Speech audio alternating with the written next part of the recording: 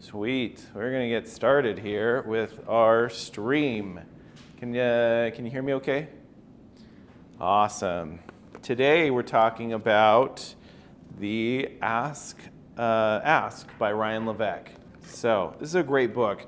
It's one of those books that I really enjoyed reading a bit ago, and I didn't do a great job of implementing, but it's a great book. So the counterintuitive online method to discover exactly what your customers want to buy, create a mass of raving fans, and take any business to the next level. That's a great title, wouldn't you say? That's a great title. So before we get going too much, I'd love to jump into our announcements. Thanks to REA Nexus for sponsoring our use of their space. So next week, we're going to have another meeting, right? We're going to keep it going. 5:30 here. If you are interested in text notifications when I go live, or if you want to get more information from me, scan the QR code and you can, I'll send out text messages and you can reply there. And so if you have any questions or if there's anything you're interested in, that's how you can get a hold of me, right there. Okay. And this is a discussion, so that'll be great.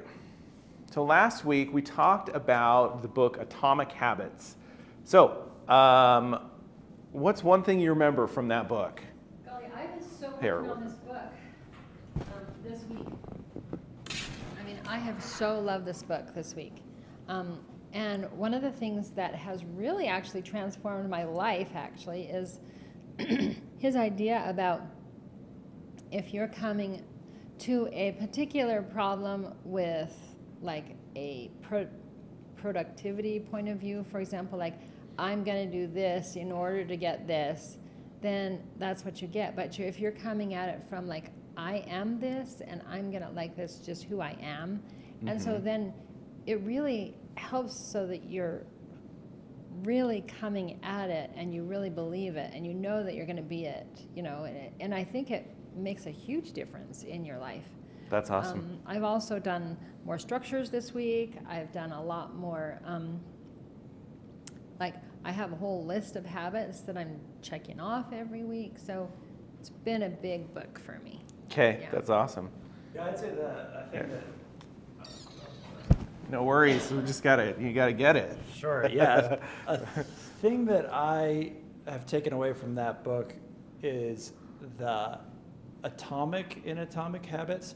The smallness of the activity is really helpful in terms of it feeling achievable, and then you can kind of build on each of those little achievable pieces. So like I'm a writer, and the idea that I have to sit down and write a great novel is way overwhelming, but I can right. write for 10 minutes, and then I can choose to keep writing after that, but the 10 minutes is the atomic piece that I can really handle, and then I can build onto that the other things that need to get done.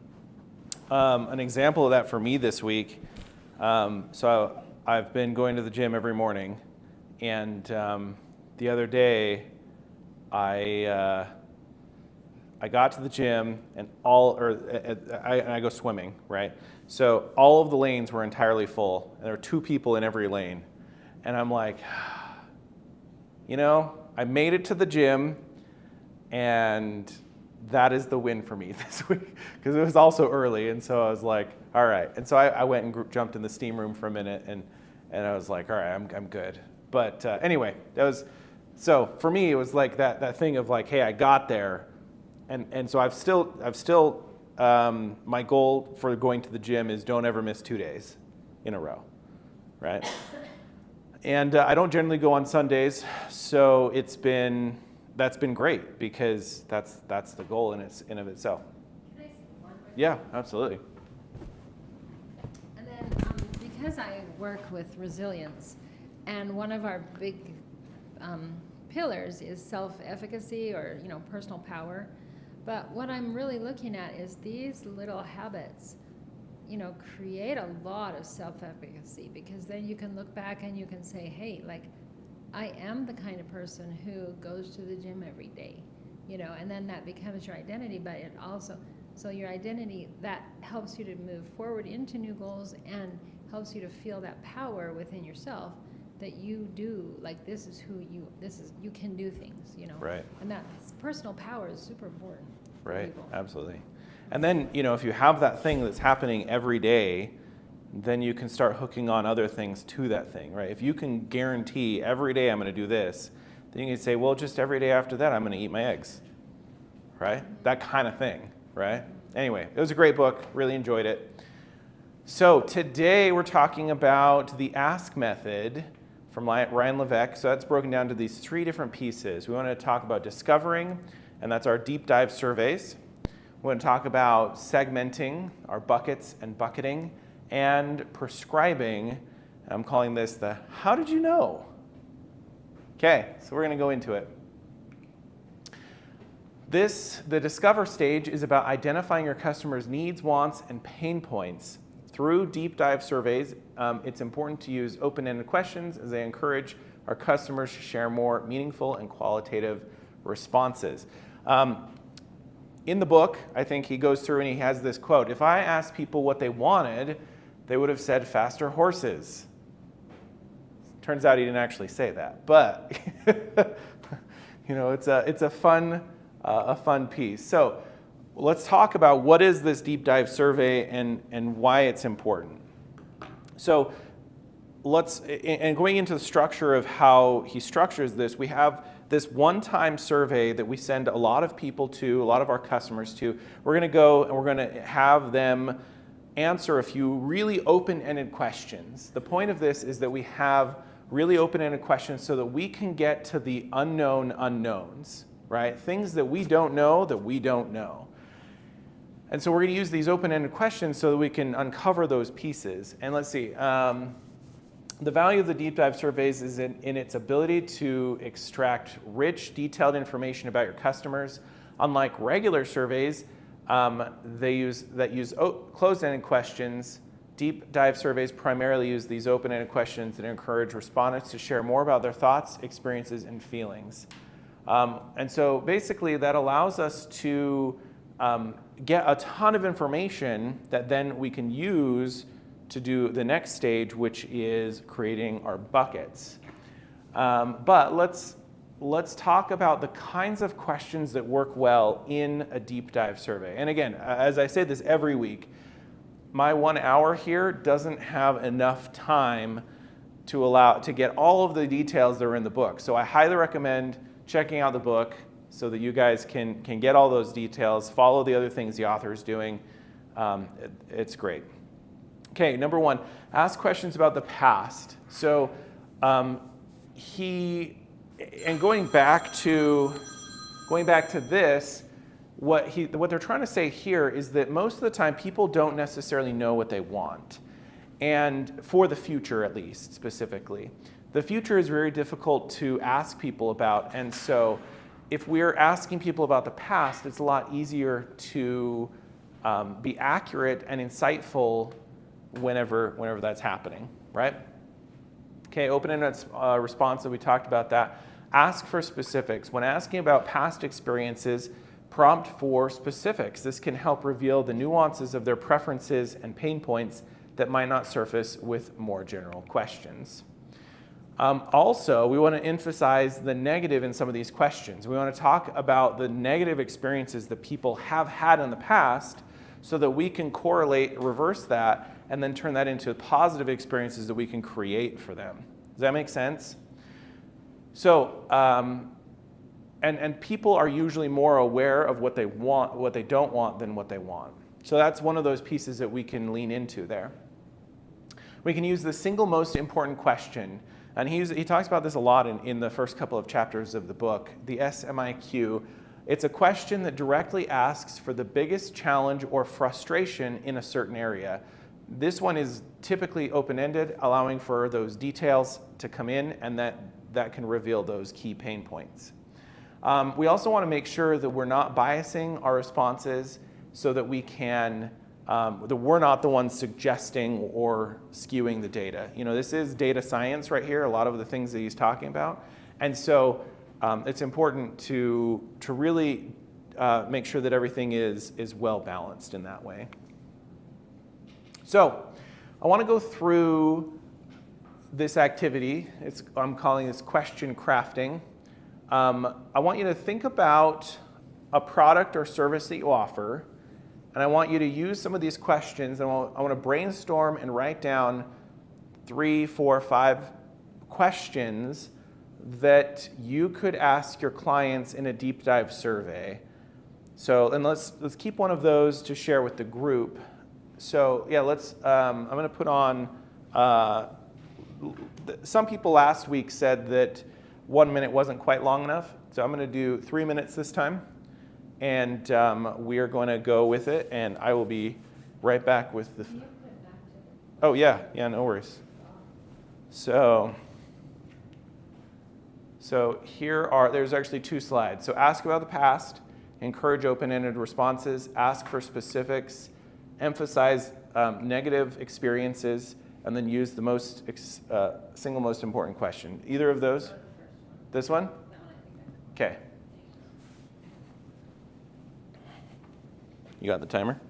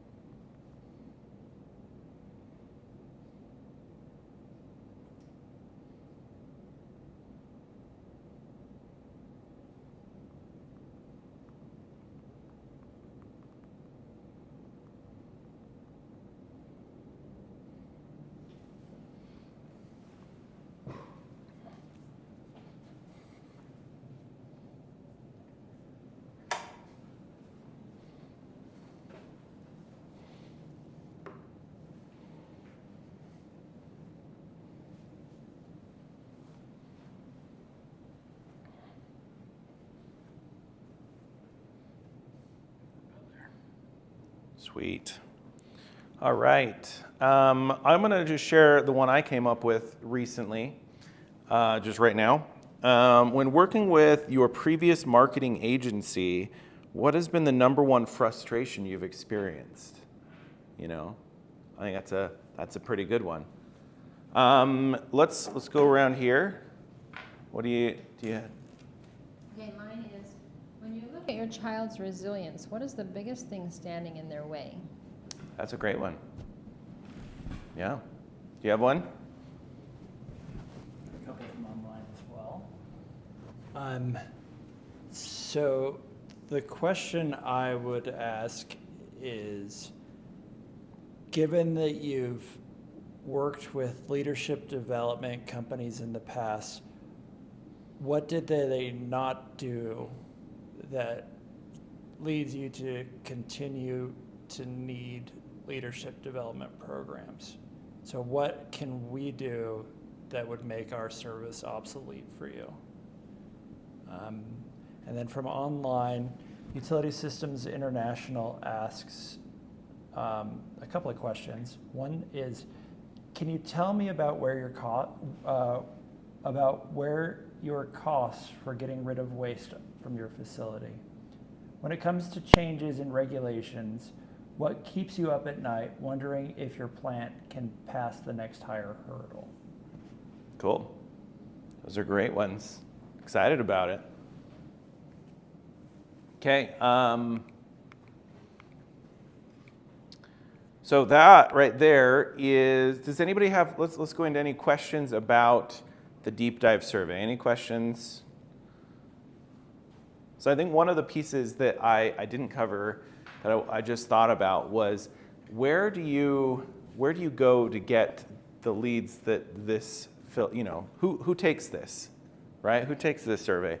So in Ryan's book, he talks about making sure that these are, whatever way you go about getting these leads, it's a sustainable and sustainable way of getting leads. So for example, he recommends for this type of experience using paid marketing, right? Whether that's getting leads from Google or Facebook or all of that.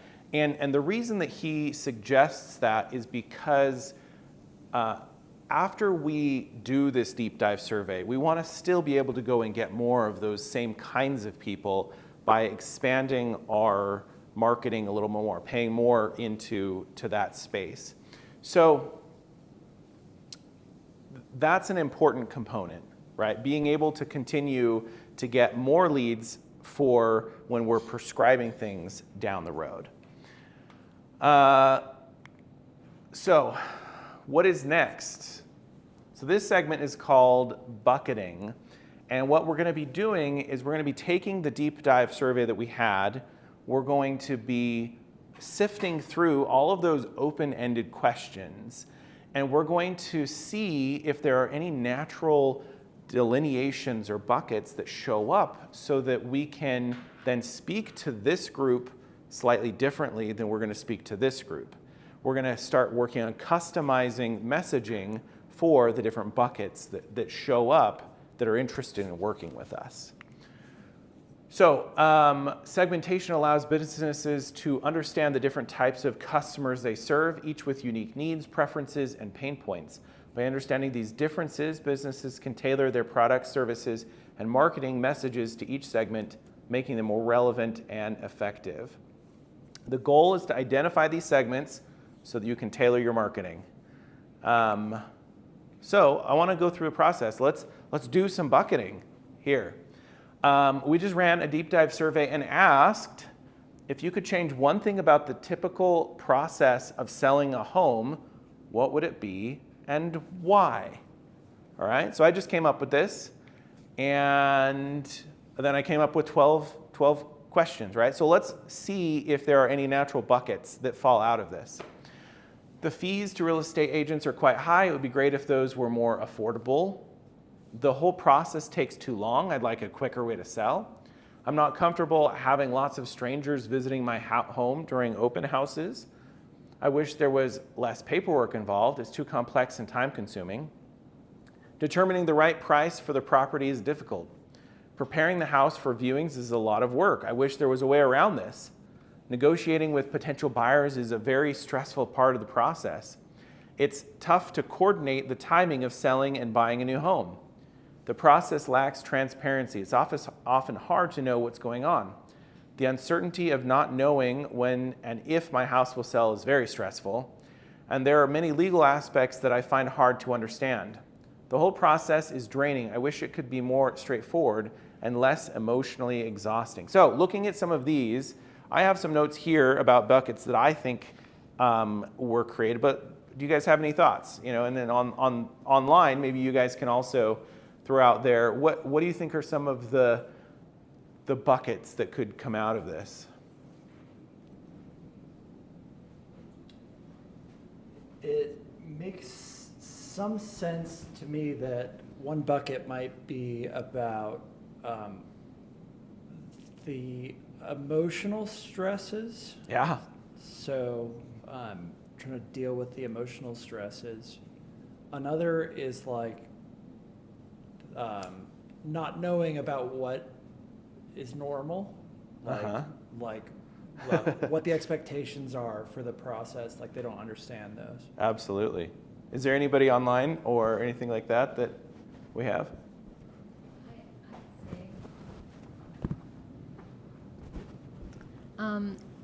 I mean, it kind of looks like there's some timeline things too. Like there's the preparation of the house that there's some concerns about, and then there's another one about the, closing of the house. There's some there, Yeah. legal aspects, that kind of thing. So those are 2 more ideas. Awesome.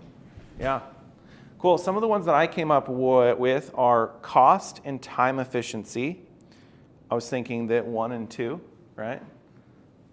I have selling hassles, including responses that express difficulty with the hands-on tasks.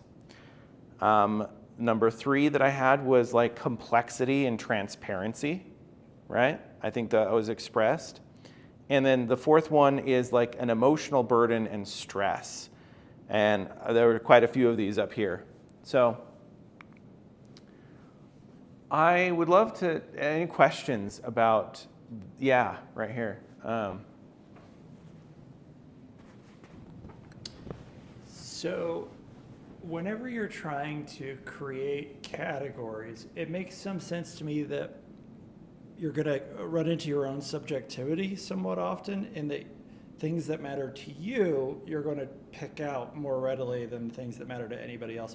I wonder how you deal with that whenever you're trying to build these categories out. Like, for instance, I might have like a really emotional attitude towards moving, and then I might overemphasize emotionality in moving in the data I see by kind of cherry picking it and putting it where I think it should go.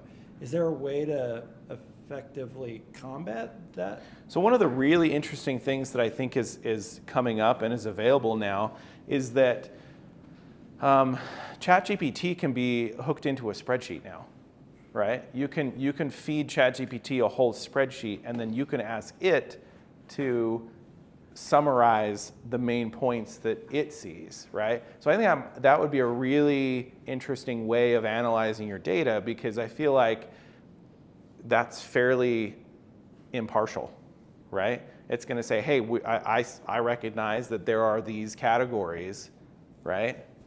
So that would be really cool to figure out. So in the comments, if you're interested in learning how to do that, let me know, raise your hand, and we can go through on another stream.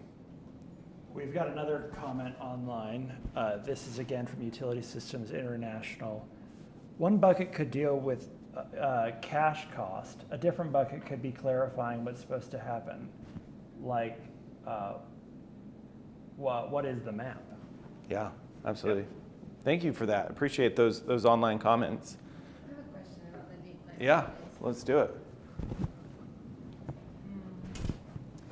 Okay, so I have, do you have like even more of a template about, questions? Because I can see it could be really beneficial for parents who want their children more resilient. But then I can try my best at making some, good ideas, but I don't know that they're going to be the best ideas, Maybe Right. there's a ChatGPT that says, here's the best ideas or something. I don't know. Right. And so I would say that, to answer your question here, really reading this book, it's chapter 13, the deep dive survey, right Okay. here. Yeah. So this goes through, and he gets really specific with all of the, with how to structure all of those questions. Okay. He does a great job, and I would highly recommend right there Okay. to get more specific on specifics on that, or we'll talk later. Yeah, cool.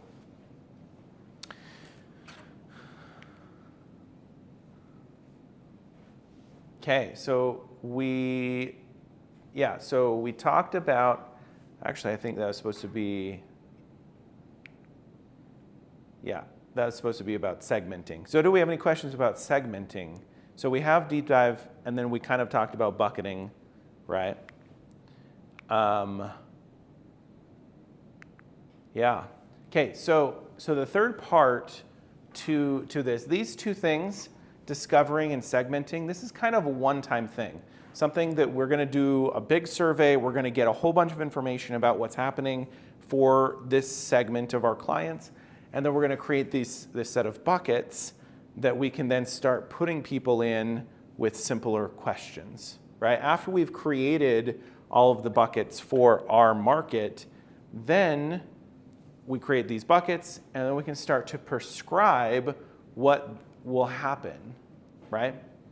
Now, we can use the insights gathered to tailor the offerings and launch targeted campaigns.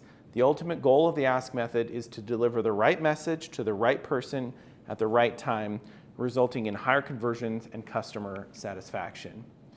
So if we start a conversation with somebody and we've done all of our due diligence, we've figured out all of the different pieces that we need to figure out, when we start having that conversation, they can feel like, how do you know all of these things about the things I'm going through, right? How do you know that that's my pain point?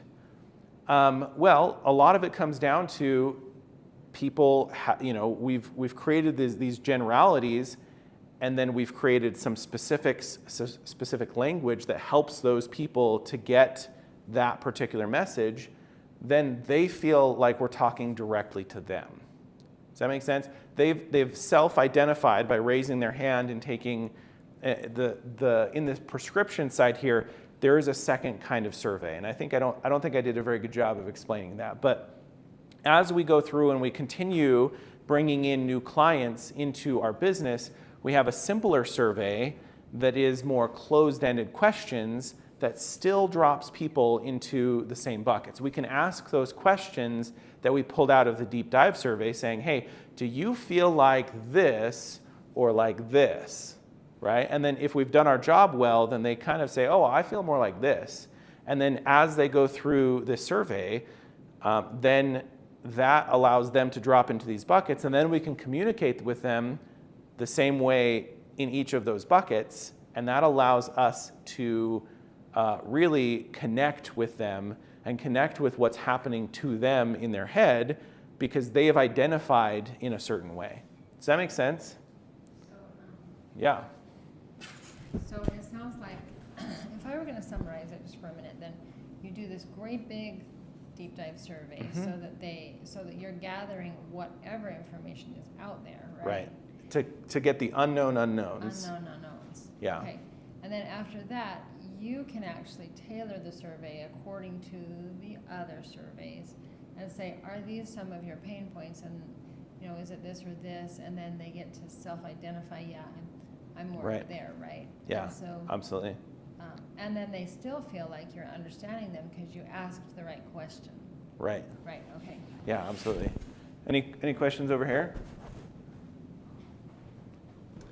So you said initially that when you're trying to gather the people for that initial survey, there are particular ways to do that. I'm curious about the way you think about that. Like, for instance, it would be pretty easy for me to get in my business a bunch of people who like my business. It would be more difficult for me to talk to the people who didn't care for our product or service or our potential clients that we're just trying to figure out what's going on. And I'm wondering about how to find the right kind of people initially. Right. So in your business, we're talking, like business coaching, right? And so let's go towards like LinkedIn, right? And so if we're targeting in LinkedIn, then figuring out, who are the people that we really want to get this message in front of? Right. It's HR people for us. Okay. We need our message to resonate with HR people because they're the people who decide on these trainings. Okay, so we're targeting HR people in LinkedIn. Then we want to put a little bit of ad spend into creating a survey for HR people saying, hey, when it comes to this type of training, what is your frustration? Right? That's the deep dive survey saying, hey, when it comes, and in LinkedIn, you can have an ad in there and say, hey, we're willing to give away the results of this survey for free. That's one of the things he talks about is like, hey, if this is a pain point for you, we want to give away some of the results of this for free so that you can so you can understand what happened, where this is going. But at the same time, that free could be, getting a lead, right? An email address, or, we're going to give this to you in exchange for your email. And then you can talk to them and be like, hey, I know that and then you go through the second survey, right? The second survey is hey, which one do you identify as, right? And so, or, what kind of company do you have, and that kind of stuff. Does that make sense? Right. And so, so we want to put a little bit of ad spend towards the HR people to then get them in front of, and we probably would want to go through and craft that a little better, right? But does that make sense? Did I answer your question? Yeah. Okay, awesome. So this understanding allows us to personalize the communication and product offerings for each particular client. We can prescribe solutions that are tailor-made for their specific needs and preferences, just like a doctor would prescribe medicine based on a patient's symptoms or medical history. So, I want to talk about this for a second. We did a little bit. In the beginning, we have this deep dive survey, and it has a whole bunch of open-ended questions so we can figure out the unknown unknowns. In our regular surveys that we're putting out or that we're using as our lead generation, we want it to be easy and automatable to stick people in different buckets. And so when they self-identify in a particular way, we want to make it easy for our system to say, oh, they answered this question, this multiple choice question with this multiple choice answer. That means that they live in this particular bucket, right? Or a series of questions, and then it's all mapped in some way, right? Does that make sense? So we want to use these questions to prescribe which element is going to happen. Okay, so the results here. As a result, the client is more likely to trust us and see value in our offerings. They feel seen, understood, and catered to, which boosts their confidence in our ability to solve their problems. The feeling of this person really gets me is incredibly powerful in building rapport and trust, and it's this dynamic that makes the Ask method so effective. So I wanted to talk about what is one NLP concept that pairs well with the Ask method. So we do our business concept and our NLP concept in this. And as I was going through and thinking about it, the meta model, they both share, this Ask method and the meta model share a common goal, and that is to understand the unique needs, desires, and perspectives of individuals to provide highly customized solutions. So here's how they align. The NLP meta model is a set of specific questions and language patterns designed to challenge and expand the limits to a person's model of the world. It helps clarify communication, challenge, and expand the limits to a person's thinking, and provides a framework for gathering high-quality, precise information. And just as a note, we talked a little bit a few weeks ago about the Milton model. And so the meta model, where the meta model is all about getting more specific, and the questions you're asking are getting more specific. The Milton model is about getting less specific and more vague, but more general, right? So the Ask versus the meta model. Both Ask method and the meta model emphasize the importance of asking the right questions.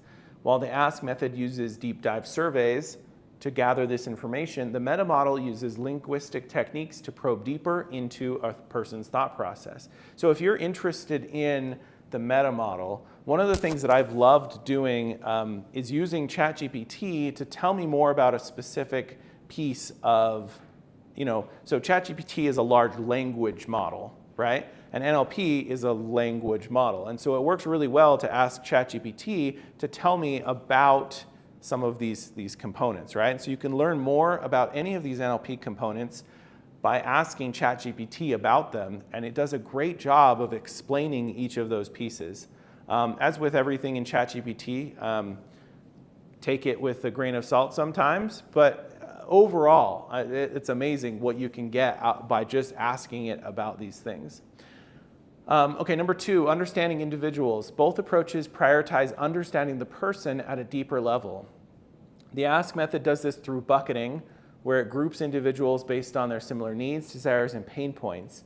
The meta model, on the other hand, explores the individual's subjective experience to better understand their reality.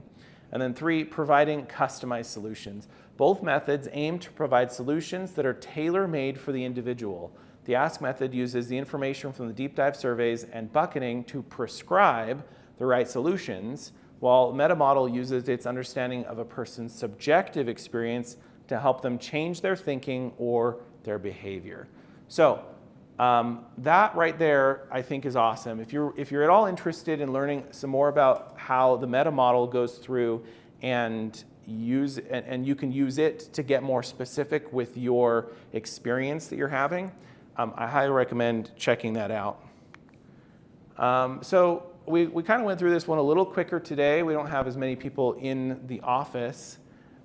So are there any questions? I want to give people on the live chat a minute to ask any of the questions, and then we can go through and answer those. So if you're on the live chat, put your comments in or questions into the chat, and then let's do a little bit here in person. Are there any questions? Either of you have questions at the moment? You want to go first? Sure. I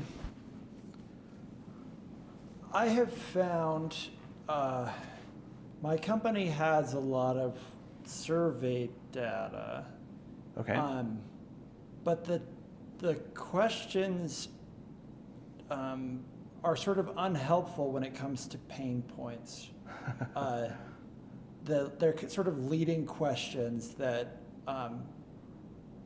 the survey seems like it's a sales document as much as anything else. So they're not doing a good job of actually combing to try and understand.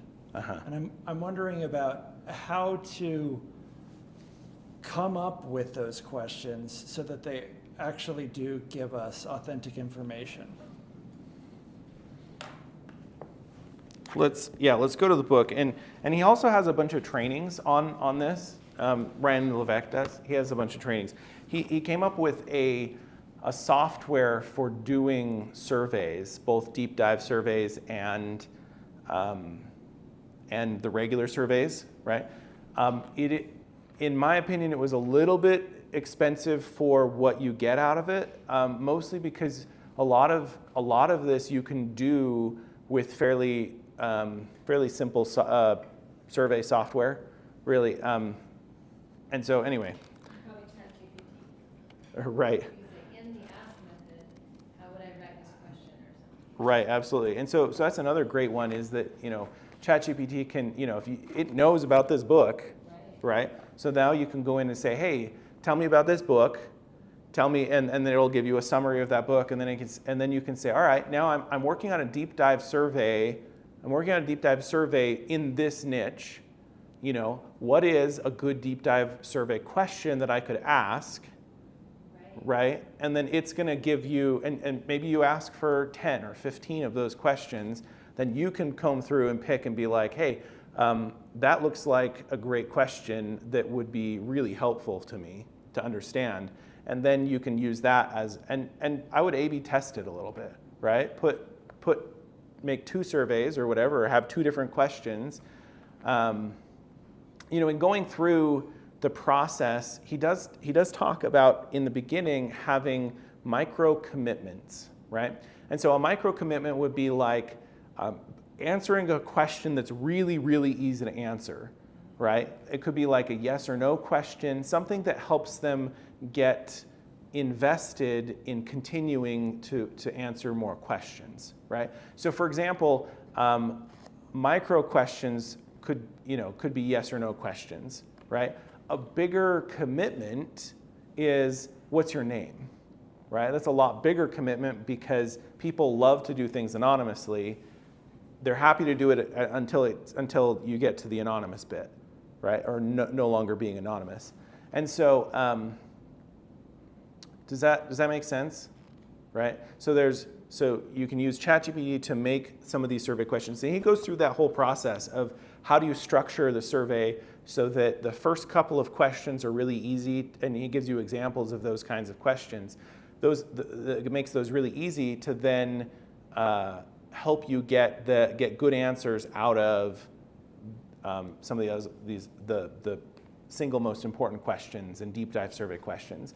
One of the other things that happens is as you're evaluating these questions, people who actually have the pain point and they're willing to, work with you or talk to you on solving that pain point, they're going to be a lot more vocal about what is happening to them, right? So people who it doesn't really matter, right? They're going to give you a 1 or 2 word answer if they fill out the survey at all, right? But the people who tell you all about their situation is very strongly correlated to people who actually have a pain and are interested in having that pain solved. And so, does that make sense? Yeah. So we've got a question online. It's from Chelsea. She says, I'm interested in figuring out how to know the right questions. Sounds like I might need to just read the book. I mean, this is one of those. So the interesting thing about this book is that I feel like it's a very technical book in terms of this is how you do it, ABC, right? And so I would highly recommend reading the book if you're interested in setting up a survey question, or come chat with me. I've implemented a couple of these as well. And so I'd love to get more specific with you in terms of helping you set up a survey experience. Yeah. Does that make sense? Is that great? Yeah, cool. Did I answer everybody's questions? Did I answer your question? Okay, cool. All right. Did you have any other questions? No, I think it's great. Okay. Looks like online they're feeling happy too. Cool, awesome. So I wanted to go through and I know that this has been a little bit of a quicker one, but we don't have a ton of people in the office. I'd love, more people in the office allows us to have more conversations, and then things kind of go a little bit longer. So, let's start over here. And online, I'd love for you to put in the chat what you got from today, or if you have any other additional questions, then that would work great. But yeah, let's start over here. And Yeah, so right now I'm working on my website a bunch, trying to get it put together. And one of the feedback that I got from somebody was, you've got to really get the person's world that you are giving your thing to. yeah, And I think I probably skipped over a deep dive survey, thinking, oh, well, I'm a mom and I have teenagers and they've had trouble with resilience. I probably know, right. But then obviously I only know my stuff. So I can see that having a big survey would be really helpful and would help me to get really in touch with what their pain points are. Right. So in my situation, do I just if I go to neighbors, then it's going to be all people of my same cultural space, right? And so is that why for me, do you think it would be best to go to Google and say, hey, I need surveys done, do you think? Yeah. If you're interested in collecting that kind of data, you only have a certain number of neighbors, right? You have a very limited set of neighbors. Yeah. So if you go through the process of doing this for, your deep dive survey against neighbors, you're going to run out of neighbors. And then after you have finished your deep dive survey, there's nobody else to do the regular survey with, right? And so there's 3 parts, right? We create a deep dive survey, then we bucket them, and then we have the regular survey so that we can put them into the buckets. And then we continue feeding people leads to the survey so that they can get bucketed, so that we can communicate with them well, and then they convert better, and then we're able to serve them better. Does that make sense? And so with this method, it's really there's a lot of it's a paid advertising method, right? Does that make sense? Yeah.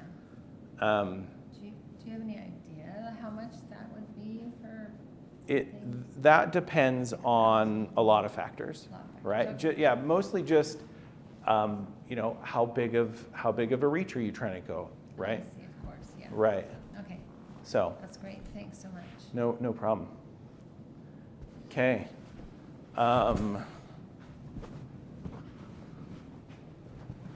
Yeah, it's an interesting question. And the thing that I think I learned in particular was that this data, like, it's multi-purposed, right? Like my company right now, like Renee's, it functions as if we know what the pain points are. In terms of what we actually do is we talk to people all the time about their struggles in leadership, right? And so in some ways we kind of do know what some of the people in leadership's pain point are, right? Mm-hmm. The people who are actually trying to learn. What we don't necessarily know is what the pain points are on the people who hire us, the HR people. And those two things are different. And I think that by actually asking the right questions to those people, it will be really productive in terms of advertising and in terms of targeting the right solutions to the right people, who are the HR people, not necessarily the people who are struggling in their business. Sure. Or whatever. Yeah. So I think that was really helpful for me. That's awesome. Chelsea also is asking, or saying, thanks, John. I really like the section where you talked through the questions. They put themselves in their own buckets, so you know what information to send them and what they need. It's about asking the right questions. Yeah, that's great. Cool. All right, do we have anybody else? Okay, sounds great. Well, if you enjoyed today's content, I would love to ask if you subscribed to my YouTube channel. Right now we're at 260 people who have subscribed to my YouTube channel, and I'm working on getting to 500, which is the point of monetization for YouTube. So what that means is that I am halfway there, right? I'm excited, halfway there. If you're finding today any of these insightful or useful, go ahead and subscribe, leave a like on this video, and that will be great. Okay, no worries. All right, we're gonna wrap it up for today, and I'd love to see you next